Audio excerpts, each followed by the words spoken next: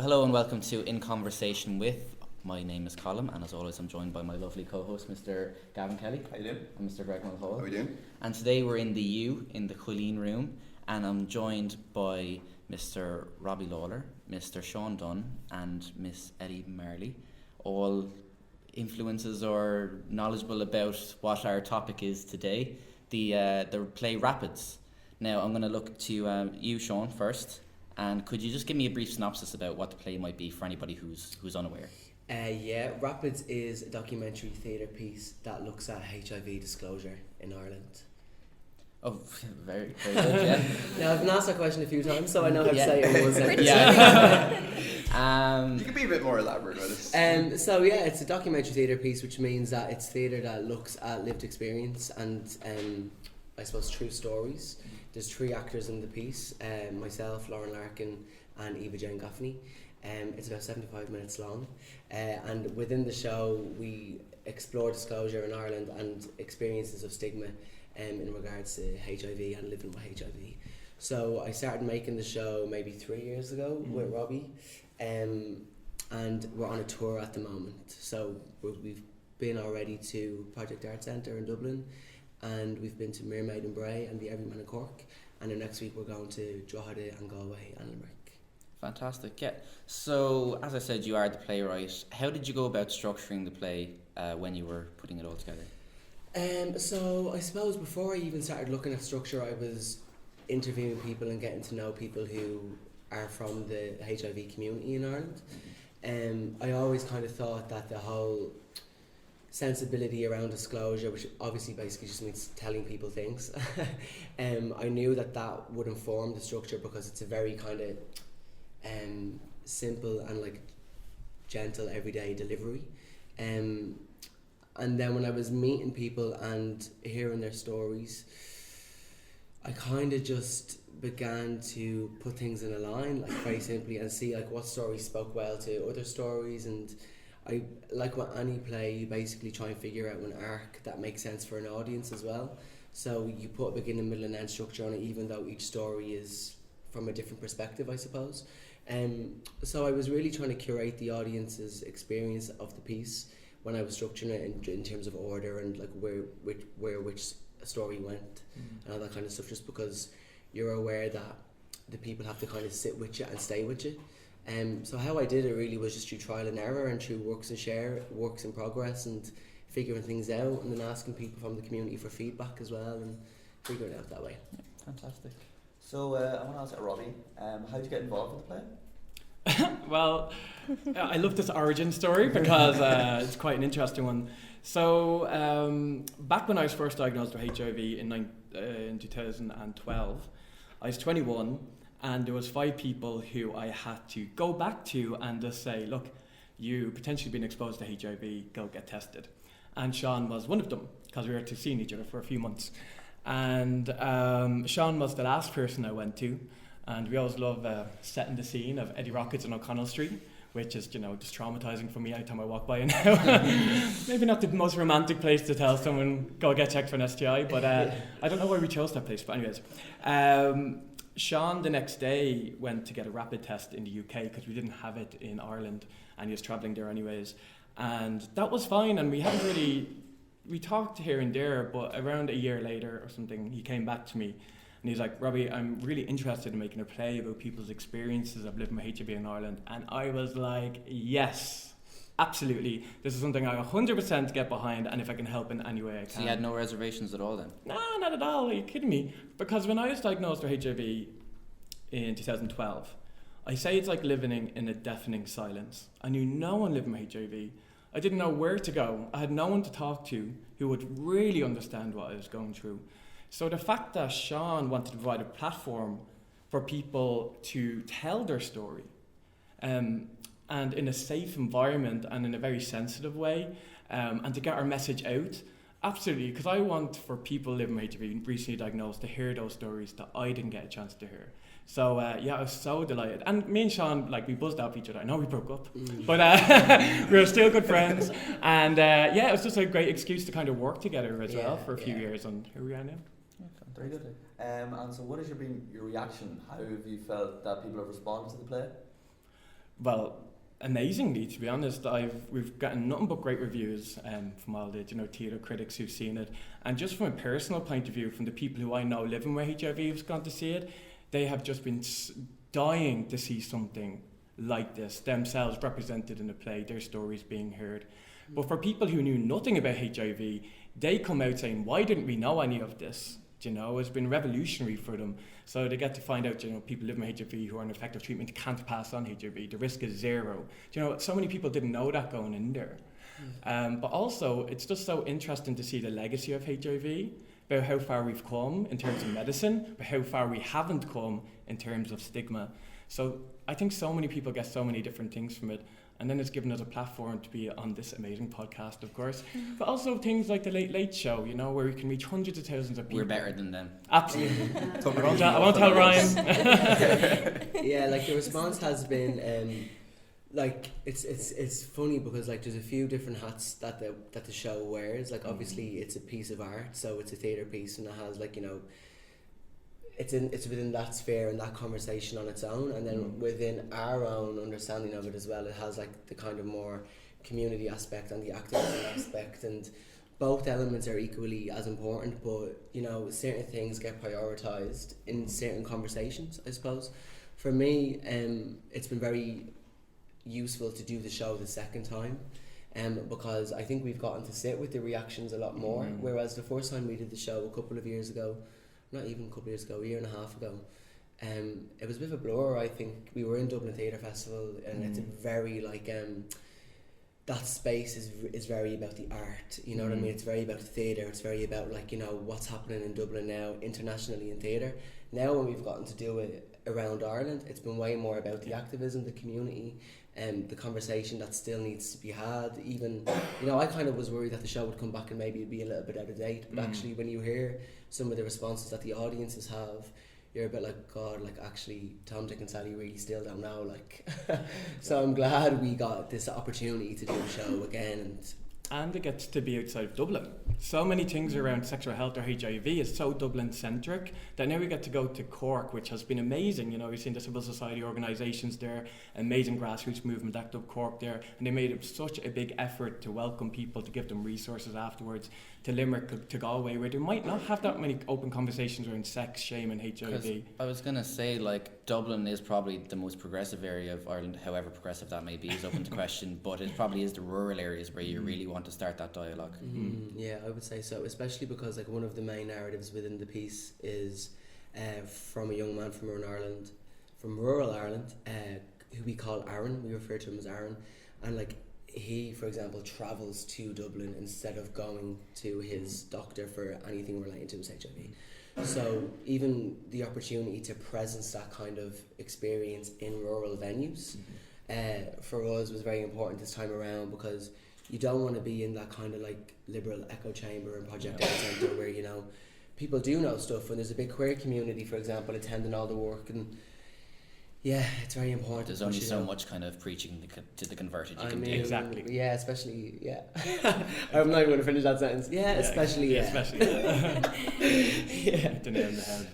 So, Ellie, you're currently completing a PhD exploring shame and the narratives of women living with HIV in Ireland. Yes. That is how did you come to learn about the play, and how has it informed your studies? I learned about the play through Robbie. I was in the first month of my PhD when I saw Rapids, and it was pretty mind-blowing for me. When I suppose I knew at the time, so I started my PhD in October 2017, and I think I seen it within a month, maybe it was early November 2017. Oh my God, I thought it was just phenomenal. It really brought home for me why I was doing what I am doing, and why there is such a need to bring out narratives, especially for women in Ireland, where there are just very little to non-existent, and how much their stories kind of need to be told, and how much we need a presence of these stories in the wider scope of things. Brilliant. And how has that incorporated back into your studies as such? Has it been a resource for you? I wouldn't say it's so much as a resource. I guess it's kind of brought home for me that, again, this is something that just needs to be studied.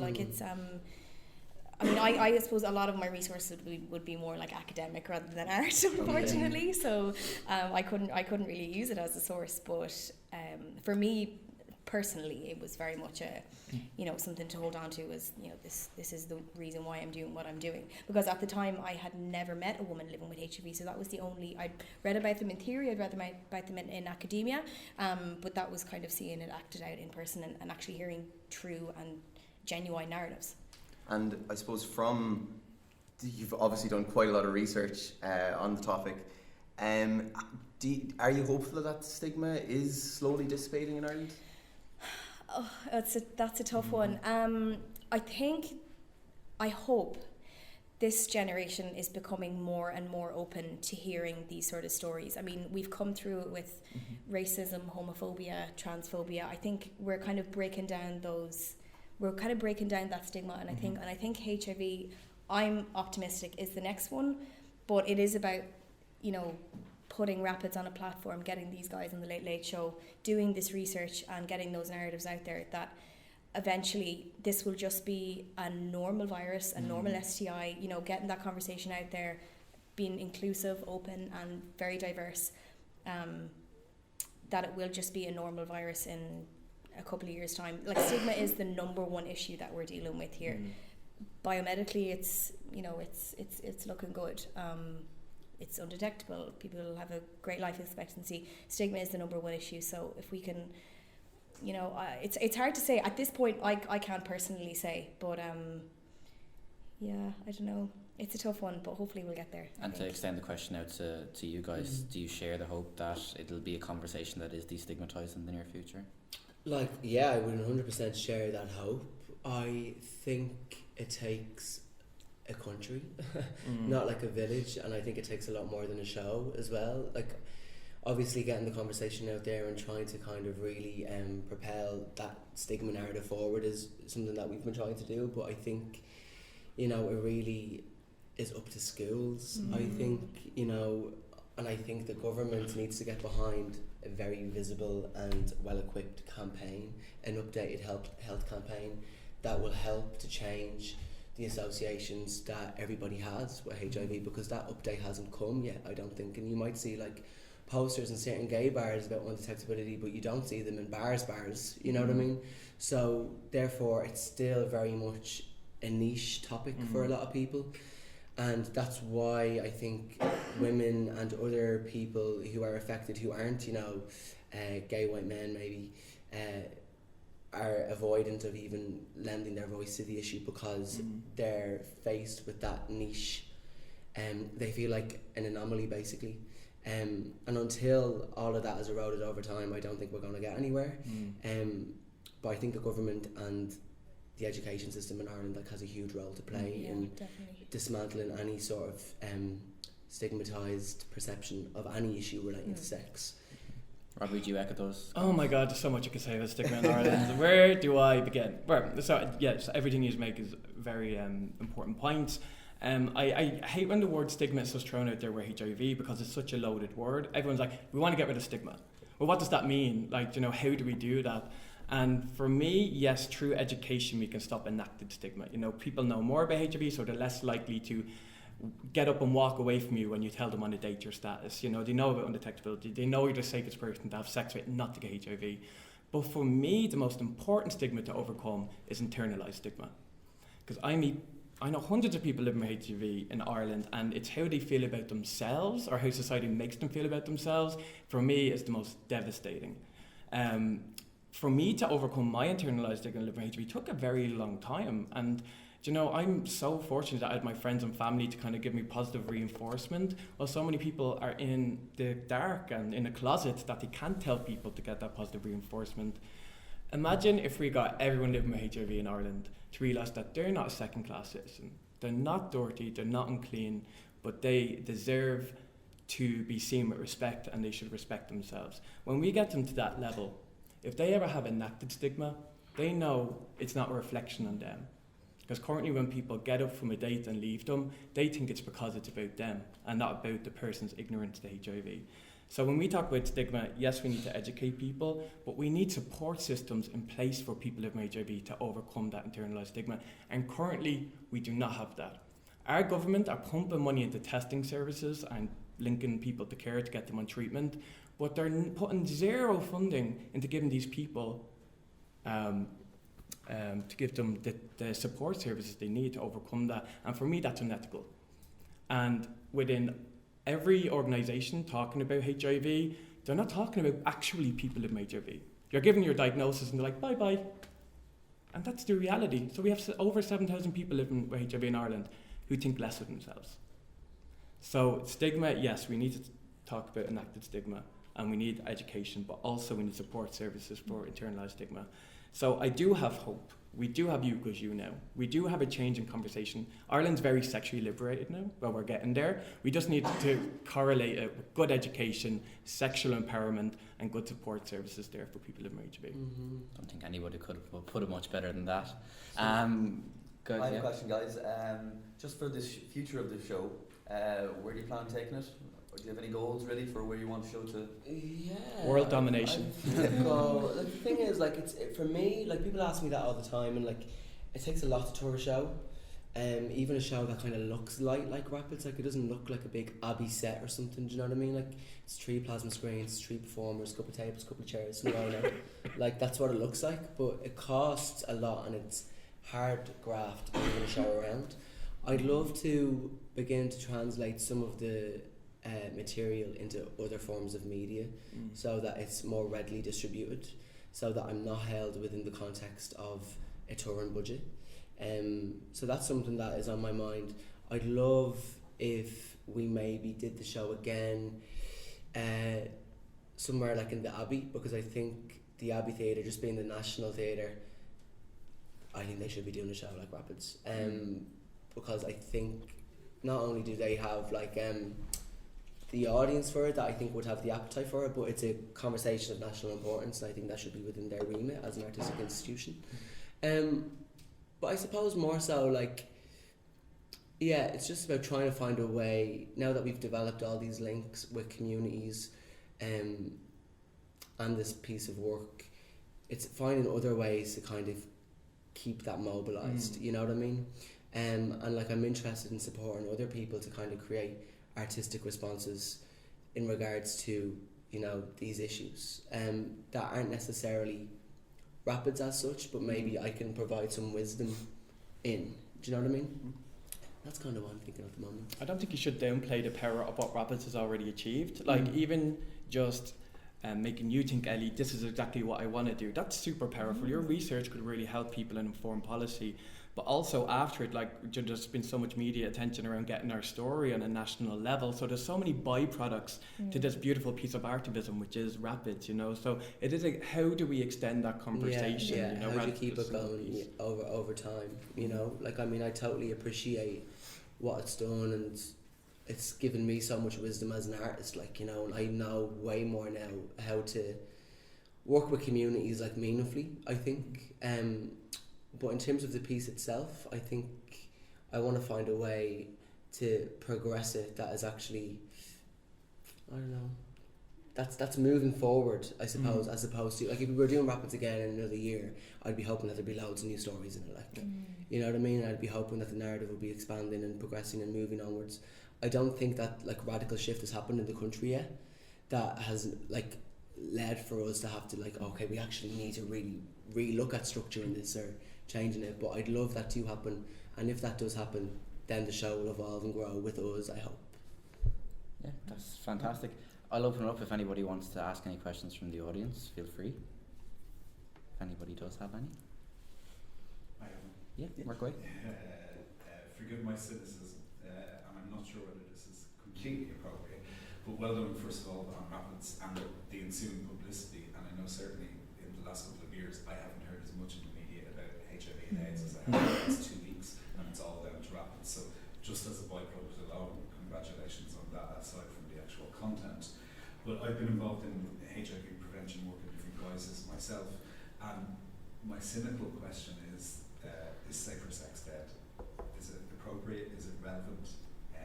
What do you think? Well- safer sex dead? Safer sex, in terms of I suppose where I'm thinking with that to lead into it is that I think there's an awful lot going on with PrEP, with PEP. I think the messaging we've given young, particularly gay men over the years, has been so caught up with moralistic attitudes. I think it's done nothing to actually inform gay men. One of the really baseline things I've always had a problem with is how in Irish health promotion, for example, we talk about categories of risk. For example, you will see in a lot of safer sex literature, oral sex between two men described as a high-risk activity. Now, if you really burrow down into the science of it, oral sex between two men unprotected isn't a high-risk activity. So there's always been a slightly moral agenda in that hierarchy of sex and who does it and all of that. So I think there's a whole generation of gay men who've been damaged by some of that messaging. And now I just wonder, as a mid-40s gay man looking at younger gay men, is it a defunct concept now? The idea of having safe sex. Safe sex, and even the name I find interesting because people talk about safe sex, but safer sex. So I just wonder any thoughts on that. So we owe, in Ireland, because we have such a conservative health system, especially when it comes around sex, people just think of safe sex as wearing a condom. We need to expand that. So many big cities have expanded that notion. Getting checked every 3 months is safe sex. Getting your vaccinations for Hep B, HPV is safe sex. Yes, wearing a condom is, but now we know, having knowledge about PEP, post-exposure prophylaxis. So if you are exposed to HIV, you can go to get 28 days worth of HIV medication within a 72-hour window period. If you take it every day, you won't get HIV.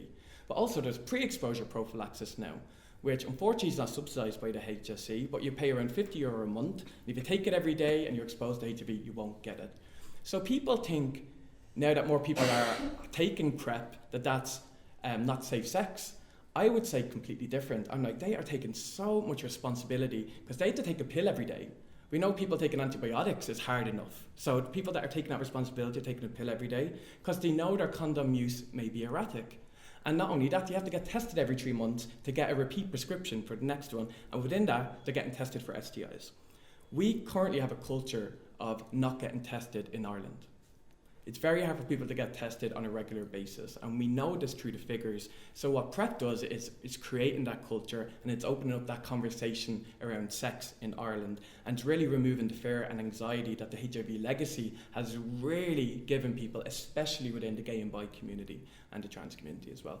So I don't think safe sex is dead. I just think that the definition of safe sex is expanding, and some people in the old legacy of HIV and sexual health are having a really hard problem with it because of the moralistic side too. I'm not playing at you. Because of the moralistic side of, if you don't wear a condom, you're being irresponsible. When I have never in my life came across someone who hasn't practiced safe sex 100% of the time. Never. But if someone gets an STI, shame on you. You know what I mean? So let's expand that definition. Let's tell people getting tested every 3 months isn't shameful. That's safe sex because you're stopping disease progression, and when you test and treat, you're stopping passing on HIV or another STI to other people. So less of this, you're not practicing safe sex. When condoms only work 86% of the time, let's use every tool in our arsenal we can use to stop STIs. So that would be my answer to that. I don't think it's dead. I think it's expanding. And you equals you. People knowing their status and taking the medication every day and not passing on HIV, they're responsible for safe sex as well. So that's another thing. I don't think it's a thing that, like, I don't know, only speaking, I suppose, from the generation, from the perspective of, like, younger gay men, I don't think it's a thing that we've stopped talking about. Like, I know, like, rates are very high and stuff, but, like, in terms of it, like, all of that is so true, what you're saying about the expansion of these, like, of what we define as safer sex, that's so true, like. But I think it's still something that is very much lit in people's conversations and on people's minds. Like, I don't know what you would say in terms of like straight people and women. Like, would you consider it to be dead? Oh, absolutely not. No, I think. What do I think? Yeah, I think there's actually, from what I know, and I don't really have that much conversation with the people around me around, I guess, safe sex. It's not just, I mean, we do, I suppose, but there's almost like a shame if you do not practice safe sex. You're being a little bit irresponsible. That's just the kind of underlying tones that I'm getting. I have, like, I have been like not a victim of that, but that has kind of been done to me, and therefore I have, you know, either maybe like I wouldn't say it to people if it were a case. I wouldn't be open about it. Maybe if I had a bit of a slip up, I'd probably lie and say that I didn't, because I have been shamed before from doing that. But I think maybe because the people, and I suppose it's mainly young women, some of them think that they can be a little bit invincible to STIs. It's mainly pregnancy that's on our minds, and avoiding pregnancy. So if you're on the pill, you know, you're good to go. But most of the time it's, well, you're on the pill, but have you gone for your 6 month, 3 month yearly check? And it's like, well, no, like, what am I at risk of? You know, we're not being, I think, especially young women, I can't speak for young men, but young women are not being targeted enough about safe, condomless sex, where there is, oh my God, crazy rates of chlamydia and gonorrhea at the minute for mid-20s. And I don't think there's enough of a drive out there to actually be safe, even when you're just on the pill. That's just kind of from a female perspective. Yeah, so even like in terms of that question then, like who is safer sex for, I suppose, needs like identifying and streamlining, because if we are missing a whole group of people just because they're not gay people, you know what I mean? Like and that's there big is that like, well, issue. You know, I'm not at risk because I don't fall into that risk group, and these health messages are not being targeted at me. So I'm, you know, you might be, you know, it might just be on your radar. For sure. And I think even in terms of the other options that are out there within PrEP and all, I think like, and on that moralistic point, like if someone is just on PrEP, I think that safer sex is still quite alive, in the sense that like if you're just on PrEP, I have experienced like people being shamed for just being on PrEP. Like sometimes if someone has on their Grindr profile, for example, like negative on PrEP, I think that can be a thing of like, I'm still not having sex with them because they probably have everything else. Do you know what I mean? Like I think that like they have condomless sex, which is shameful. So I'm not sure if that's like relating to what you were asking. Like I think it's still very in our psyches about, even though like there's still obviously a massive disconnect because rates across all STIs and across many groups are still so high. Can I make just one more point on this, because it's a great question. It's a question that is all on the like tip of our tongues. You know, one's asked a lot, no matter what generation you're from. Let's expand it even just from safe sex into what is good sexual health. The World Health Organization defines it as good physical health, so STIs, but also emotional, social and mental health. And if you don't have good for experiences in all of those, well then is it good sexual health. So if we have so much shame around condomless sex, emotionally after that sex, do we feel good? Probably not, if we're lying about it. So is that good overall sexual health? Why do we live in a society where we're shamed for being human? Sexual is a very human thing. Making, you know, not wearing condoms every so often can be quite human, especially if you drink or you get high, you know. It's just very human. So it's like, how can we expand our conversation around condom use? And let's talk about shame in sex. Let's change the relationship with shame in sex in Ireland. So I do think it's a bigger conversation to have, and maybe that's a different podcast title, but yeah.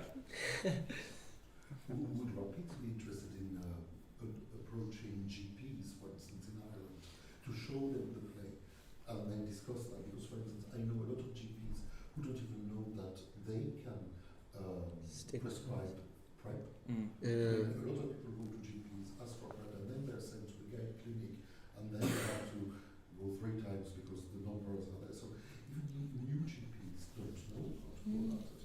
So that would be a good way of discussing this in terms of... Yeah, and that was a conversation that we were really, just in case that wasn't picked up, will I just reiterate the question? Yeah, if you would want. we be interested in bringing the show to GPs and to, I suppose, people who are working within the medical field, so that they can understand the area a little bit better?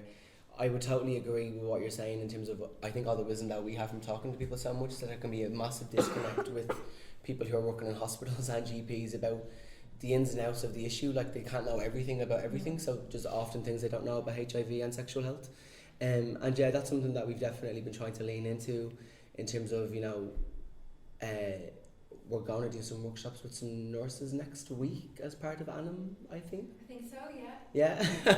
Let's make it happen. Let's make it happen. Yeah. You've said it now. Yes, Podcast. I know I've said it on All the podcast. nurses are welcome. But like with as well with Denise Proudfoot, who works here in DCU, she was trying to kind of, you know, connect people to the piece. It's something that it's a concern that we've had as well, and it's a great idea. It's hard sometimes to find these people and to get them into your theatre piece. I think the obligation needs to be on behalf of the systems that these actual, like, you know, trained specialists are existing within. Like, it's a nice tool. Rapids is a nice tool, but it can't be the only tool. And when you hear so much that, like, GPs are stigmatizing people or not having the right information, like you just flagged there, like what's the problem? Like, why is that? I have so many stories about how medical staff have been so stigmatizing to people living with HIV. Personally, the only time that I've been stigmatized is actually by healthcare staff, myself. So yes, let's give them information about PrEP, but also let's just give them information about HIV itself, because they study for 5 years and they only get one lecture on HIV in that 5 years, and they're human beings, so they bring in all their shame around sex and biases around STIs just like anyone else, but they're the first point of contact for so many people living with HIV, and they get really bad experiences, and then the people living with HIV don't want to tell anyone. You know, that's what informed. It's like, oh, well, the doctor can't handle me living with HIV. How is anyone else? You know, so this is a great education piece. It's just about capacity. How can we get to all of them? We want school kids, we want doctors, you know, we want academics, you know, we want everyone. It's like, how can we reach people? So I guess it's just everyone who comes to Rapids, have homework, discuss it afterwards. You know, it's spread a word. Ireland's small. It's in our favour, you know, everyone knows someone, 2 degrees of separation. So just kind of really do like a pay it forward kind of thing. Anyone else with a question? I haven't actually seen the show yet, on Friday, but would you not maybe ask or invite secondary school students to come We to do. the show? And they are interested, or? They are interested. We had a group come in Bray. It depends. Like, a lot happens in secondary school, so like you might not be on the right end of their school calendar. But yeah, we make that offer a lot. We give discounted tickets. We offer free workshops. So that conversation is very much in place. We have an outreach aspect to the tour. So in every city that we go to, there are free post shows, free workshops, sexual health clinics, schools, youth groups, drug addiction services. Everybody within that remit is invited, which is why I think the word of mouth has been so good, and why sales in Dublin, for example, were really strong. Like Mount Temple would have come, different schools in Wicklow have come. Like, you're always at the mercy of who takes those emails. In any school, you're always at the mercy of that person. If it's a person who's interested in art, you're going to get a school in. If it's a person who's interested in sport, you're not going to get a school in. And that's just a fact of it, you know what I mean? Which is why it's really important, again, that, like, actually it's a wider ask for the country as a whole, you know what I mean? It's not like on Rapid's back to fix it, you know what I mean? Like what we're doing as much as we can. You're facilitating the conversation. Yeah, everyone's doing for as much more as they can. people It's not on Robbie's back to fix No, it. It's not on exactly. Panty's back to fix it. It's not on anyone's back to fix it. It's actually a community issue across the whole country. So, like, everyone needs to do their bit, like you were saying, pay it forward, have a conversation about sex with the people that you care about and the people that you're talking to generally, and see where that goes. That's what I think needs to be happening more. And also, if you're coming, and I had so many lovely conversations after the late people are like, I'm going to bring my son, I'm going to bring my brother, because it's 14 plus, we would say, right? Yeah. So bring your brother, bring your sister, like, this is a conversation they want. Young people have such an appetite to talk about sex. Like, you know, even if it's like in a way of HIV, you know, having those conversations. And it kind of facilitates a conversation between the parent and the child, or the brother and sister, do you know what I mean? And the people who I know who are bringing their children to it, they kind of want to have that conversation. So it's a lovely way of easing in as well. So for anyone listening, if you want to come, bring someone. Fantastic. Anyone else have a question, guys? Well, guys, thanks a million for all coming out and for listening to us for about 40 minutes. It's been a great pleasure talking to the three of you. Thanks for coming here and talking so openly and honestly and very well, I must say. And thanks, as always, to my Ah, lovely sure, look, co-host. you dragged us along. As always. Yeah, this has been In Conversation with. Thank you very much for listening, and we'll see you next time. Thank you.